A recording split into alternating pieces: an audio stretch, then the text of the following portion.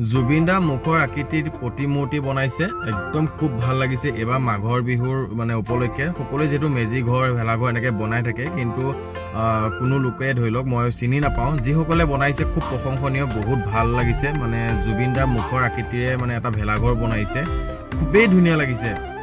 দেখি খুব ভাল লাগিছে যাৰ হাতৰ পৰখত এটো প্ৰাণ পাই দিছে সঁচাকে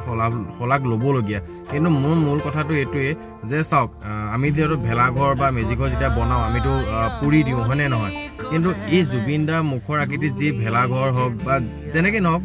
যি বনাইছে তো তেওঁলোকে পুৰি পেলাব নেকি যদি পুৰি পেলাই খুব বেয়া লাগিব মানে কি কম মানে বস্তুভাগ নাইছে তো তেওঁলোকে পুৰি পেলাব নেকি যদি পুৰি পেলাই খুব বেয়া লাগিব মানে কি কম মানে বস্তুভাগ তেনেকৈ পুৰি যদি দিয়ে মানে দেখিবলৈ বেলেগ এটা লাগিব গতিকে সেইটো আপোনালোকে কেনেকৈ কি ভাবে নাজানো কিন্তু মোৰ মতে সেইটো পুৰি নেপেলাব আৰু ভাগি দিলেও মনটো বেয়া লাগিব কিন্তু চাই লওক আপোনালোকৰ হাতত যিহেতু প্ৰাণ পাই উঠিছে আপোনালোকে ভাল কিবা এটা চিন্তা কৰিব